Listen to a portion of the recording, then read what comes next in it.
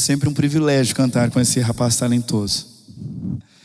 Eu quero chamar aqui uma outra pessoa, uma pessoa muito especial, talentosa, tem ótimas ideias, inclusive se prepare, se Deus quiser, logo logo, algumas ideias dela vão acontecer aqui e você vai gostar bastante. Giovana Napik, é isso mesmo, né? Isso mesmo. A Giovana, ela é uma pessoa dedicada à obra de Deus, dedicada à igreja, tem um prazer imenso em servir a causa de Deus. É uma moça simpática, gente boa, e ela vai falar para você hoje, em nome de Jesus. Amém. E a gente vai abordar mais uma crença da igreja adventista, como a igreja adventista interpreta esse que é um momento tão especial, que é o batismo que vocês testemunharam agora há pouco. Que Deus use você ricamente, que o Espírito Santo te unja nesse momento e que a gente possa sair desse lugar mais perto de Jesus do que quando entramos. Eu vou fazer uma oração com você. Vamos. Pai, eu te peço a tua bênção sobre a Giovana, que ela possa falar imbuída pelo teu Espírito, que as palavras que ela escreveu, que ela meditou, pensou com tanto carinho, possam ser ditas por ela, mas possam vir da fonte da vida, da água da vida. Que o Senhor a abençoe e que o Senhor nos abençoe para que possamos aprender um pouquinho mais e andarmos mais perto de Ti, em nome de Jesus. Amém. Amém. Obrigada, pastor. Boa noite, pessoal. Estou muito feliz de estar aqui. Então, como o pastor falou, meu nome é Giovana. E falar desse assunto para mim, eu fiquei muito feliz, fiquei muito honrada, porque essa série das 28 razões para crer aqui para a igreja tem sido uma bênção, certamente. E, bom, meu último nome, o pastor não falou, mas é Batista. Aquele que batiza, tipo João. Então, me identifiquei com o tema. Achei muito legal falar sobre isso. E a minha experiência de batismo foi há muito tempo atrás. Então, eu até tentei achar uma foto, mas era da época ainda que as fotos digitais estavam caminhando e, enfim, a foto do meu batismo foi perdida. Mas eu me batizei quando eu tinha 8 anos de idade, super nova. E foi lá na minha cidade natal, Campo Grande, e era um sábado de manhã, era uma programação dos aventureiros. Minha mãe era diretora dos aventureiros na época. Então, eu tive a oportunidade de colocar o uniforme dos aventureiros e no último ano ali que eu estava no clube, eu pude me batizar. E foi um dia muito especial, porque tanto o clube quanto a escola de sabatina que eu participava na época me apoiaram na decisão, fizeram estudos bíblicos comigo, me prepararam. E apesar de muito nova, eu consegui entender a importância e o significado daquele ato batismal. E mesmo depois eu continuei meus estudos, aprofundei mais alguns significados que só com a maturidade espiritual você consegue entender. Então, esse processo todo foi muito importante. E minha família me apoiou muito durante todo esse período, esteve do meu lado, guiando no caminho certo, mesmo depois durante a adolescência e até hoje em dia. Então, esse tema é um tema muito especial, é um tema de tomada de decisões, e ele, apesar de ser uma decisão pontual, ele ainda tem muito a falar para nós hoje. Eu vou orar para a gente poder abrir a palavra de Deus e discutir essa temática juntos, estudar e aprofundar nossos conhecimentos sobre ela, ok? Querido Deus, Pai, que o Senhor venha estar presente conosco, Teu Espírito Santo inunde esse lugar, inunde os corações, e em qualquer momento que eu não me fizer entender, que Teu Santo Espírito dê o entendimento, dê a sabedoria para as pessoas que estão ouvindo, tanto aqui quanto quem está assistindo a gente pela internet. Obrigada por todas as bênçãos na nossa vida, em nome de Jesus, amém. Ok, então essa noite nós vamos estudar 8 pontos principais sobre o batismo. O primeiro deles é que existe um só batismo. No mundo cristão, existem diversas maneiras de oficiar o batismo conhecidas. Alguns empregam a imersão, que é quando você submerge a pessoa nas águas. Outros usam a aspersão, que é quando a pessoa é borrifada com água. E a outra forma de fazer isso é a afusão, quando a água é deixada cair sobre o corpo da pessoa. Mas a Bíblia fala de um só batismo, e esse é o primeiro ponto da noite. A gente pode ler em Efésios 4, 5, o seguinte: um só Senhor, uma só fé e um só batismo. A palavra batismo empregada aqui, ela vem do verbo grego baptizo, que significa imersão. E esse verbo deriva de um outro verbo chamado bapto, que significa mergulhar sob ou em alguma coisa. Quando o verbo batizar vai se referir no batismo em água... Opa, claro. Melhorou? Sim? Então, beleza. Quando o verbo batizar se refere ao batismo em água, ele traz consigo, então, essa ideia de imersão, de mergulhar a pessoa na água. E em todos os momentos que o batismo é retratado no Novo Testamento, é dessa forma. Então, quando João Batista estava lá batizando no rio, todas as referências apontam que ele estava batizando no sentido de dentro. Ou no próprio batismo de Jesus, quando as Escrituras dizem que ele saiu da água, dando a ideia de que ele estava dentro da água, então ele teve que sair dela. E até quando Filipe batizou o eunuco etíope, que eles desceram a água e depois saíram da água. Então, todo esse contexto dá a entender que era um batismo por imersão. Mas o batismo, ele não é uma invenção do cristianismo. Antes mesmo, os pagãos da antiguidade, como os egípcios, eles tinham rituais de purificação, que eram rituais contínuos ou frequentes, que eles batizavam sempre quando queriam eliminar espíritos maus ou alguma coisa do tipo. Diferente do cristianismo, em que instituiu um único evento batismal e a Santa Ceia, para lembrar do sacrifício de Jesus e renovar a fé com mais frequência. Inclusive, Santa Ceia é o próximo tema dos nossos estudos aqui. E antes da era cristã, também os judeus faziam isso. Os judeus, está descrito em Levíticos e até no Talmud, esses momentos que eles tinham para batizar os seus membros, ou até os sacerdotes, quando eles tinham uma cerimônia de purificação onde fazer os sacrifícios. E até tem um grupo judaico, que é os essênios de Qumran, que eles tinham essa prática, e está escrito isso em alguns papéis encontrados lá no Mar Morto, que tinham essa prática que imerge tanto os membros quanto os novos conversos. Só que quando Jesus vem e ele é batizado, ele dá um sentido ampliado a tudo isso. E esse é o segundo ponto que a gente vai estudar. Eu vou pedir para você abrir a sua Bíblia, por gentileza, em Mateus 3, 13 a 17. Nesses versos nós podemos ler assim: Então veio Jesus da Galileia ter com João, junto do Jordão, para ser batizado com ele. Mas João opunha-se-lhe, dizendo: Eu careço ser batizado por ti, e tu vens a mim? Jesus, porém, respondendo, disse-lhe: Deixa por agora, porque assim nos convém cumprir toda a justiça. Então ele permitiu. E sendo Jesus batizado, saiu logo da água, e eis que se abriram os céus. E viu o Espírito de Deus descendo como uma pomba e vindo sobre ele. E eis que uma voz do céu dizia: Este é meu filho amado, em quem me comprazo. Eu fico imaginando porque Jesus, um ser sem pecado e perfeito, foi até João Batista para ser batizado. João até se espanta e fala assim: Senhor, eu que tenho que ser batizado por ti.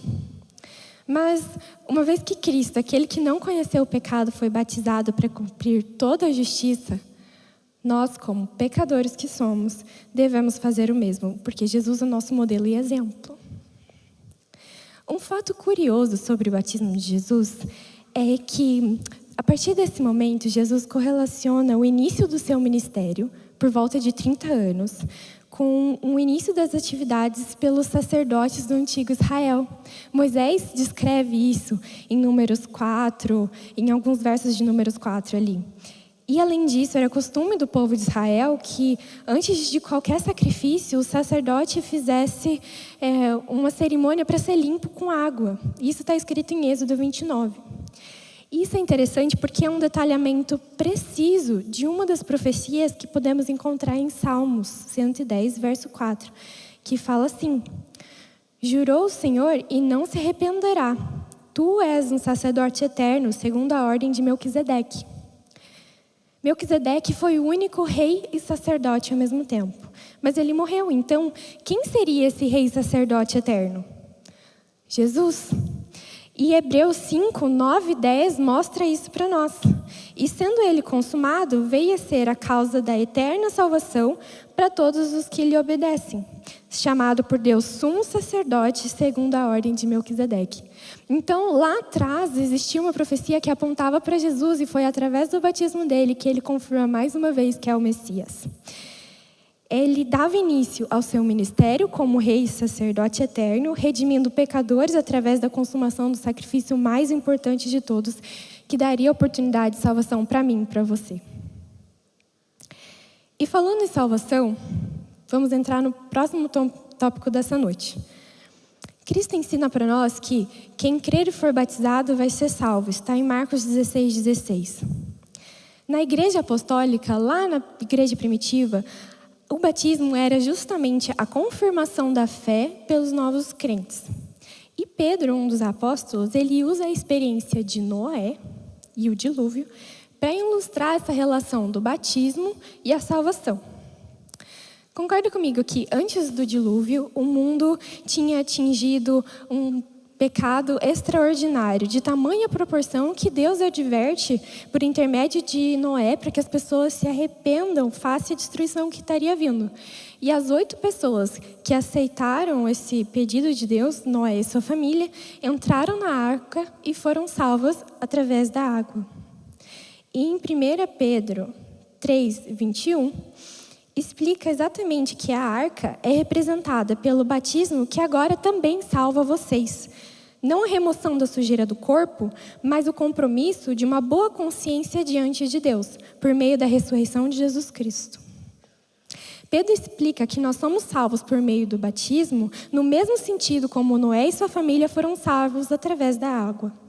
Evidentemente não foi Deus e as águas do dilúvio que salvaram Noé e sua família, mas por analogia também não é as águas do tanque que salvam alguém, é o sangue de Jesus. Mas o batismo, de modo semelhante à obediência de Noé ao entrar na arca, é o compromisso de uma boa consciência diante de Deus. Quando uma pessoa então se compromete pelo poder de Deus, a salvação providenciada pelo poder de Deus se torna efetiva. No entanto, um ponto importante é que, embora o batismo esteja vitalmente ligado com a salvação, ele não é capaz de garanti-la. Eu vou repetir isso. Embora o batismo esteja vitalmente ligado à salvação, ele não é capaz de garanti-la. Não é porque você foi batizado que você está automaticamente salvo. Isso Paulo explica melhor.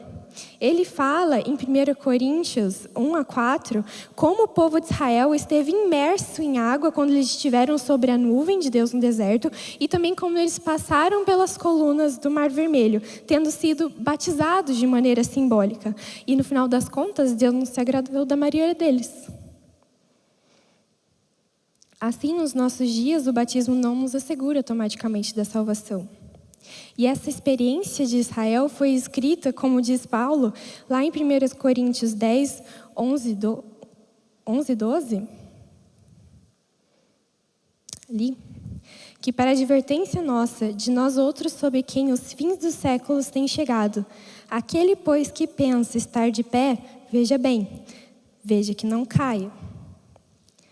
Então, essa é a advertência de Deus para nós. E aí entramos no quarto ponto dessa noite, que o batismo é o símbolo da morte para o pecado e de vida para Deus.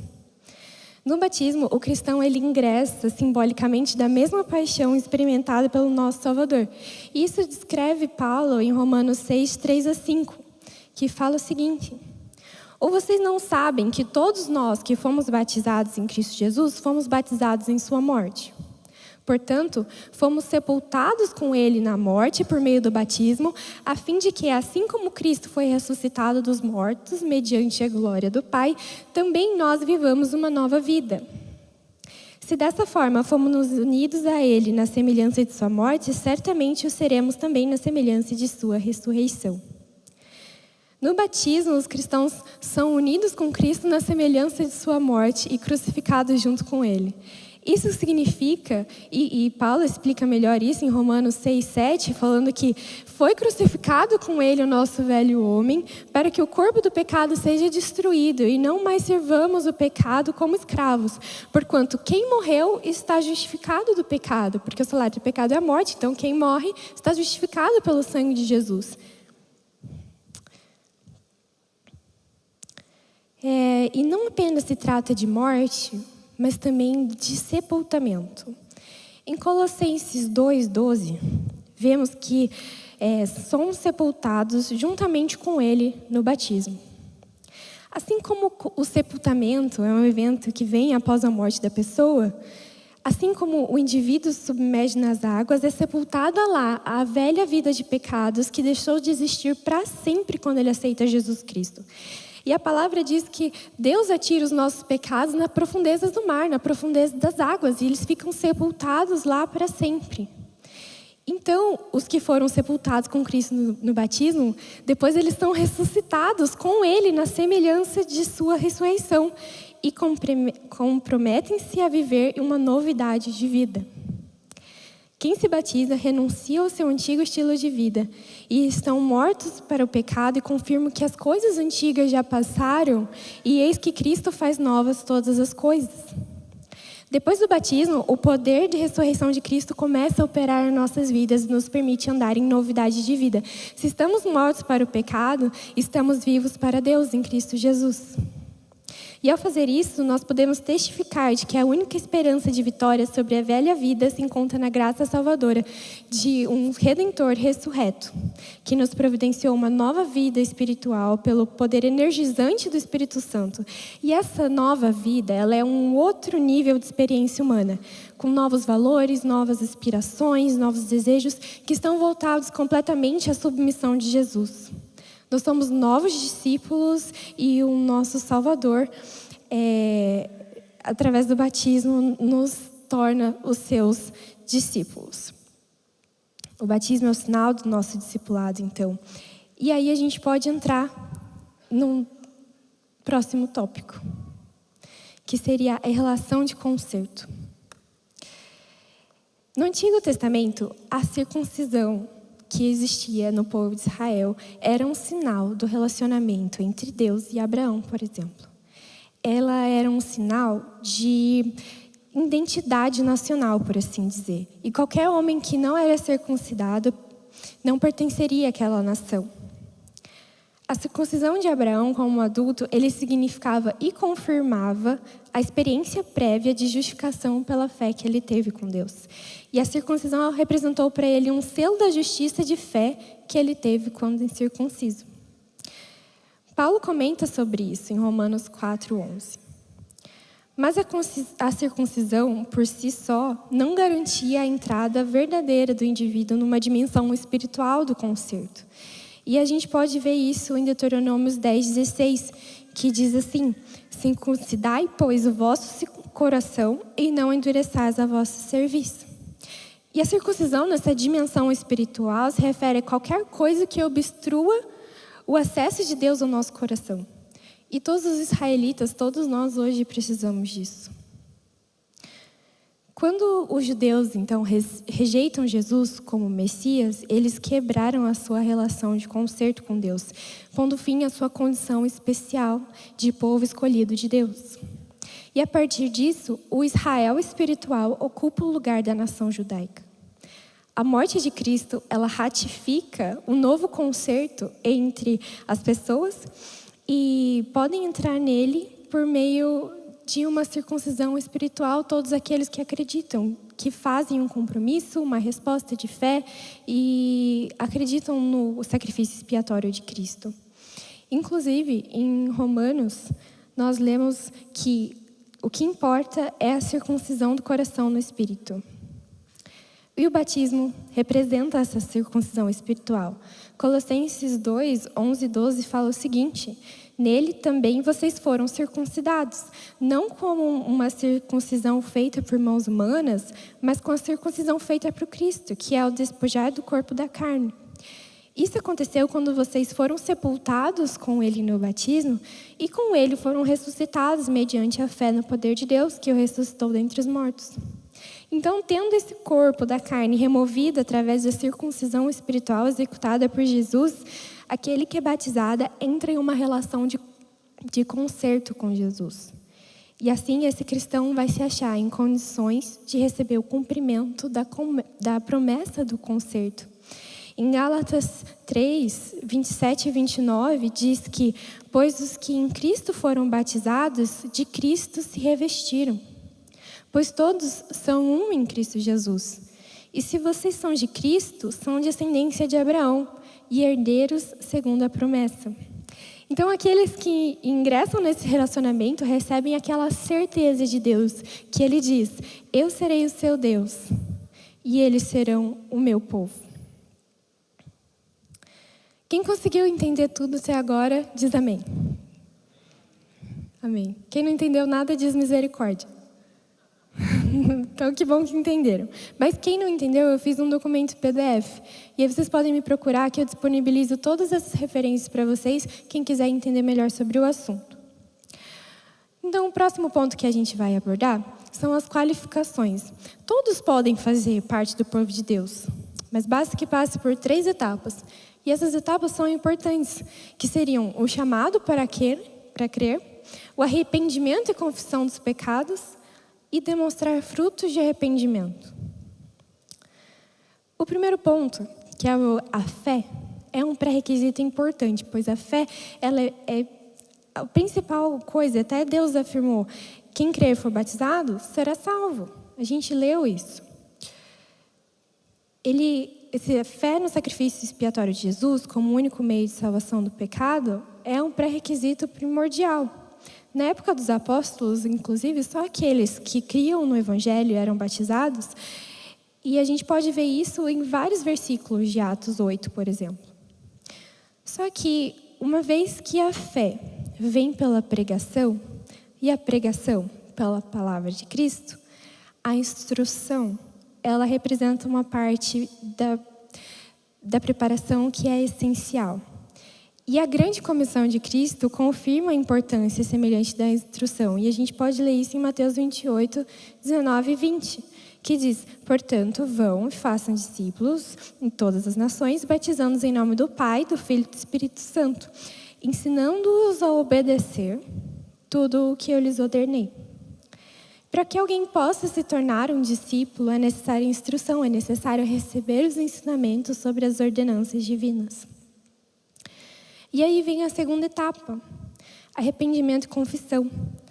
Pedro diz em Atos 2,38 que arrependei-vos e cada um de vós seja batizado em nome de Jesus Cristo para perdão dos pecados e recebereis o dom do Espírito Santo. Então, a instrução na palavra de Deus não produz apenas a fé, mas também o arrependimento e a conversão. Em resposta a esse chamado de Deus, as pessoas percebem a sua condição de perdidas, confessam as suas faltas, submetem-se a Deus, arrependem-se dos seus pecados e aceitam a expiação de Cristo e ainda se consagram a uma nova vida com Ele. Sem conversão, não podem entrar em um relacionamento pessoal com Jesus. E é unicamente através do arrependimento sincero que podem experimentar a morte para o pecado. E isso nos leva ao terceiro ponto. Porque aqueles que desejam o batismo precisam demonstrar a fé e experimentar arrependimento.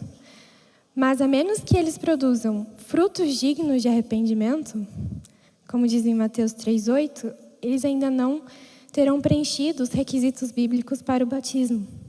A sua vida, a vida da pessoa que deseja o batismo, precisa demonstrar o seu comprometimento com a verdade e expressar o amor de Deus pela obediência dos mandamentos. Quando uma pessoa se prepara ao batismo, precisa demonstrar que abdicaram de suas crenças e práticas errôneas. E os frutos do Espírito que são revelados na vida dessa pessoa vão demonstrar que o Senhor permanece neles e eles no Senhor. Agora imagine o contexto da igreja primitiva. Os cristãos eram perseguidos, existiam agentes romanos infiltrados na população, vizinhos poderiam estar dedurando vizinhos, membros da família dedurando outros membros. Como a igreja da época poderia aceitar a todos, sem que corresse perigo? E a única saída que eles encontraram foram a de instrução e seleção, para então poder admitir os membros no batismo. Era algo muito sério, muito consciente, porque a pessoa que estivesse disposta a padecer por sua fé, essa sim estaria pronta para o batismo, para ingressar na comunidade cristã da época.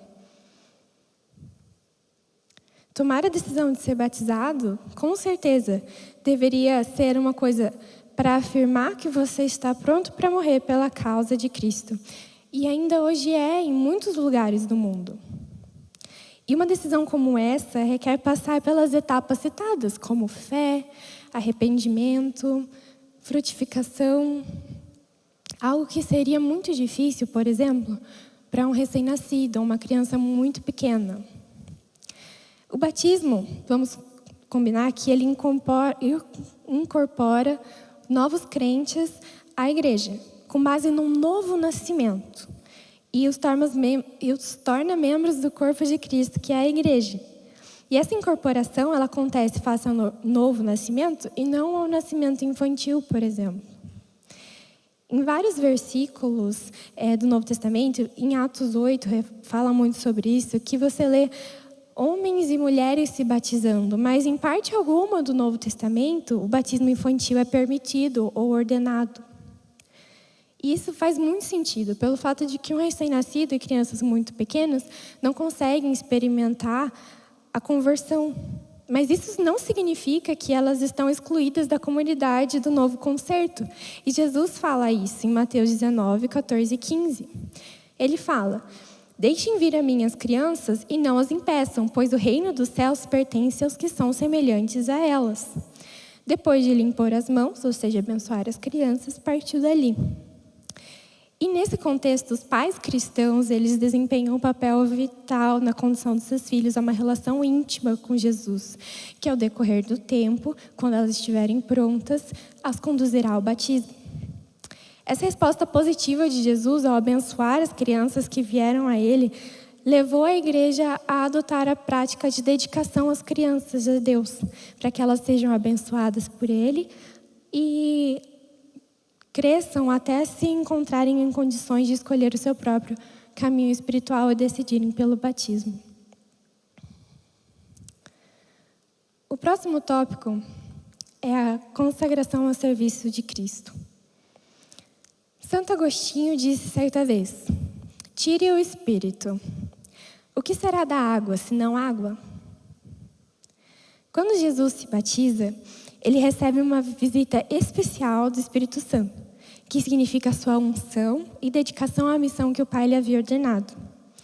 E a sua experiência revela que o batismo pela água e o batismo com o Espírito devem andar juntos. E que o batismo que não veio acompanhado dessa recepção do Espírito Santo é uma experiência incompleta de batismo. Lá na igreja primitiva, o derramamento do Espírito Santo, em geral, seguia-se pelo batismo pela água. Assim, nos dias de hoje, quando nós somos batizados em nome do Pai, do Filho e do Espírito Santo, estamos sendo dedicados e consagrados à proclamação do Evangelho.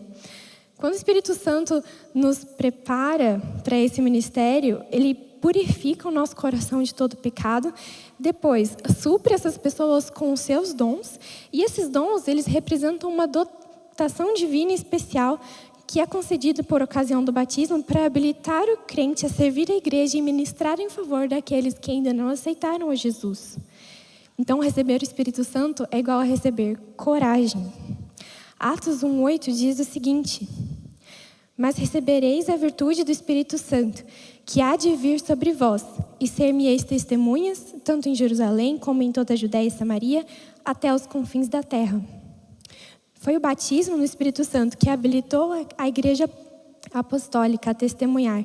E somente o mesmo batismo habilitará a igreja de hoje para completar a sua missão de proclamação do evangelho eterno do Reino, batizando ainda mais pessoas. Mateus 28 e 19 e 20, que a gente acabou de ler, que fala: vão e façam discípulos em todas as nações, batizando-os em nome do Pai, do Filho e do Espírito Santo. À medida que o Espírito Santo, naquela época, movia o ministério dos discípulos e trazia pessoas ao arrependimento e para a aceitação de Jesus como seu Salvador, elas também deveriam ser batizadas em nome do Deus triuno, do Pai, do Filho e do seu Espírito Santo. O batismo demonstraria que elas haviam ingressado em um relacionamento pessoal com Cristo e se comprometiam a viver em harmonia com os princípios do seu reino de graça. Cristo concluiu a sua ordem de batizar assegurando que Ele sempre estaria conosco até o fim dos tempos. E a gente sabe que quem sempre está conosco é o Espírito Santo, falando no nosso coração diariamente. Depois da ascensão de Cristo, os apóstolos proclamaram a necessidade da urgência do batismo e as multidões foram batizadas ao redor. A Bíblia fala isso. E isso constituiu a igreja do Novo Testamento. E esse chamado ainda hoje é para nós. Os apóstolos podem já ter passado, mas os fins dos tempos é agora. Deus fala: eu sempre estarei com vocês até o fim dos tempos, e os fins dos tempos é agora. A consumação do século está mais próxima do que imaginamos, e precisamos nos mover ainda mais depressa, como nunca. E o que nos leva ao último ponto dessa noite. Para recapitular, nós já vimos que o batismo bíblico é por imersão, que Jesus dá exemplo e amplia o significado do batismo, confirmando profecias que apontaram para ele. O batismo leva à salvação, mas não a garante. O batismo simboliza a morte para o pecado e vida para Deus. O batismo é um sinal do concerto entre Deus e o seu povo. Para ser batizado, o indivíduo precisa passar por um processo de conversão, de crer, se arrepender, confessar e demonstrar frutos do arrependimento. E sétimo, o Espírito Santo nos consagra no momento do batismo para vivermos uma vida cumprindo a ordem do nosso Mestre. O casal que se batizou aqui está cheio de unção do Espírito Santo. Com certeza eles vão fazer um ministério maravilhoso e vão salvar muitas pessoas. E o último ponto dessa noite. O batismo produz frutos. O primeiro fruto produzido pelo batismo é uma vida dedicada a Cristo. Os alvos, os objetivos de vida, as metas não se centralizam mais no eu, mas sim em Cristo. Quando lemos Colossenses 3, 1 e 2, está escrito que, portanto, se já ressuscitastes com Cristo, buscai as coisas que são de cima, onde Cristo está sentado à destra de Deus. Pensai nas coisas que são de cima e não das que são da terra. O batismo, ele não é o ápice da vida cristã. Ele é o start, é o play, é o começo de tudo. Conforme a gente cresce espiritualmente, nós adquirimos dons que devem ser usados para servir os outros no plano divino, de multiplicação. Até por isso, Pedro fala: graça e paz sejam multiplicadas no pleno conhecimento de Jesus Cristo, nosso Senhor. Se permanecemos firmemente comprometidos nos nossos votos batismais, o Pai, o Filho e o Espírito Santo, em cujos nomes fomos batizados, vão nos garantir acesso ao poder divino e vão nos ajudar em todas as emergências que enfrentarmos na nossa vida pós-batismal. O segundo fruto é uma vida dedicada à Igreja de Cristo. Não somos mais indivíduos isolados, mas nos tornamos parte da família de Cristo e assumimos as nossas responsabilidades dentro da comunidade do concerto, cujos membros assumem, por sua vez, a responsabilidade por aqueles novos membros que agora estão agregando à igreja. E esses novos membros devem ser envolvidos em uma vida de adoração, oração e serviço, nunca devem deixar desamparados. O fruto final é uma vida que ocorrerá para e no mundo. Aqueles que foram batizados devem ser considerados cidadãos do céu, mas nós ainda estamos no mundo. Então devemos ser treinados dentro do corpo de Cristo para voltarmos para o mundo como servos, participantes do mistério salvador de Cristo, que foi por isso que nós fomos batizados. E para isso, o Espírito de Deus vai nos capacitar à medida que nós vamos permitindo. Os verdadeiros discípulos não vão fugir do mundo e se esconder na igreja. Não. Os verdadeiros discípulos vão responder ao ID, pregar o Evangelho em todas as nações e vão batizar em nome do Pai, do Filho e do Espírito Santo. Vão se tornar missionários. E a fidelidade do voto batismal envolve conduzir outras pessoas ao reino de graça. Deus espera que hoje nós ingressemos numa vida abundante que Ele tão graciosamente providenciou para nós. Deus quer perdoar os seus pecados e te dar uma nova vida, em nome de Jesus. Deus tem uma mensagem para você nesse último verso da noite. Em Atos 22:16, diz assim: agora, por que te demoras? Levanta-te, recebe o batismo e lava os teus pecados invocando o nome do Senhor. Talvez você tenha ouvido falar de Jesus há muito tempo atrás e está conhecendo Ele de novo novamente. Talvez você tenha ouvido só quando era criança. Talvez você está ouvindo sobre Jesus e sobre a palavra dele pela primeira vez. Ou talvez você já esteve aqui há muito tempo, mas isso não tem feito diferença efetiva na sua vida. Talvez você esteja procrastinando tomar a decisão do batismo porque tem alguma coisa que está te impedindo, mas que em nome de Jesus, isso que está te pedindo hoje, você seja libertado disso. Não há tempo para esperar. O fim dos tempos é agora, a consumação dos séculos é agora. Nós estamos vivendo os últimos dias. Deus prometeu que estaria até os últimos dias. O Espírito Santo está conosco até os últimos dias. Ele está convencendo o nosso coração agora de tomar uma decisão que é a mais importante da nossa vida. Tem alguém aqui hoje que ainda não aceitou o batismo? Tem alguém aqui hoje que precisa tomar a decisão e que o Espírito Santo tem batido na portinha do coração e falou: deixa eu entrar. Jesus está pedindo para você tomar essa decisão hoje. Se você quer tomar essa decisão hoje, tanto aqui na igreja, como quem está ouvindo a gente, vem até aqui à frente, eu quero orar por você. Você não está sozinho, você vai ser amparado por muitos irmãos. Nós queremos que você esteja conosco.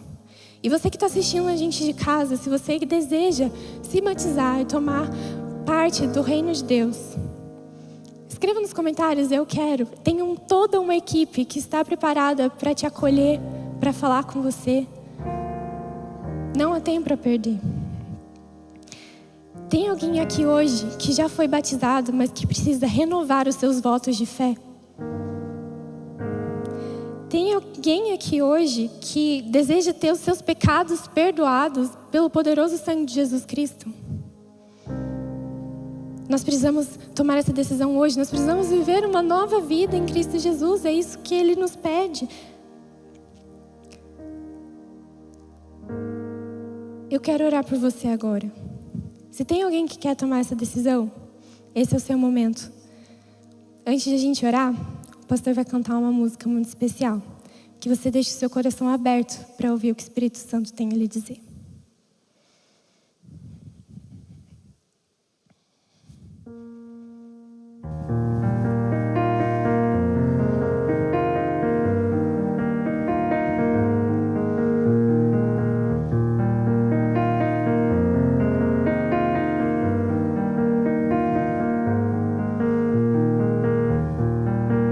Desde quando eu era criança, ouvi falar de um Deus que abriu o mar vermelho, lutava pelos seus contra feras e gigantes, reinos e nações, e eu me encantava cantando suas canções.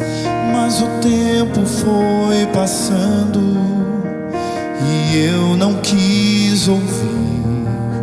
Preferi seguir meus rumos, tentei de Deus fugir, mas no final do meu caminho não conseguia mais andar.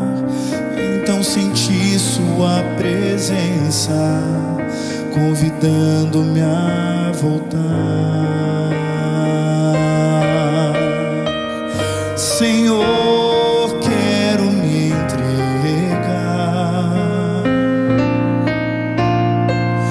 nos teus caminhos, quero andar e segurar a tua mão e receber o teu perdão.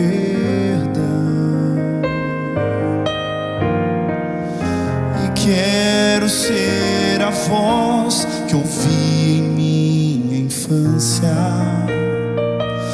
e vou cantar que não há distância que te possa afastar.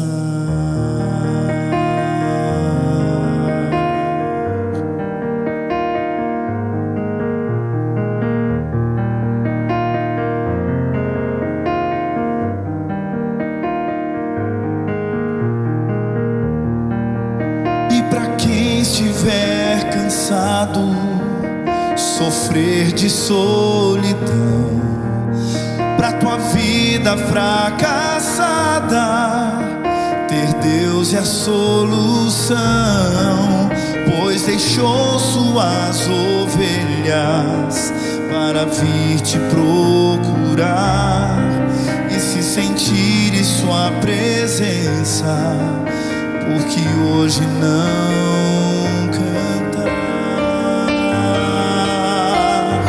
Senhor, quero me entregar nos teus caminhos, quero andar e segurar a tua mão e receber o teu perdão. E quero ser a voz que ouvi em minha infância, e vou cantar que não há distância que te possa afastar. Senhor, quero me entregar nos teus caminhos, quero andar e segurar a tua mão e receber o teu perdão. E quero ser a voz que ouvi em minha infância, e não importa a distância, Ele vai te alcançar.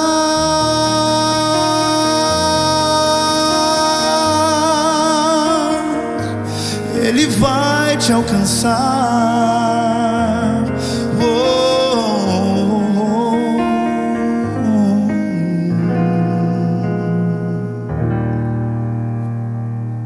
Amém. Não importa a distância que você estiver, Deus quer te alcançar hoje. Não importa o que te impeça de tomar a decisão do batismo, Deus está com você nessa e Ele vai te ajudar em todos os desafios que você estiver pela frente. Se você precisa de uma renovação espiritual, esse é o momento de entregar o seu coração a Deus. Senhor, nós precisamos nos entregar a Ti. Nós precisamos entregar o nosso coração a Ti e sermos renovados pelo Teu Santo Espírito. Que o Senhor coloque no nosso coração o desejo de te servir, de sermos fiéis aos nossos votos batismais, de sermos missionários onde a gente estiver. Que aquela pessoa que precisa dar o passo da decisão, que seja feita hoje em nome de Jesus. Que essa mensagem alcance pessoas que precisam conhecer mais a Tua palavra, que precisam chegar mais perto de Ti, que precisam tomar a decisão do batismo. Abençoe a Tua igreja. Abençoe aqueles que estão nos ouvindo pela transmissão. E continue conosco durante essa semana. Em nome de Jesus. Amém. Uma boa semana a todos.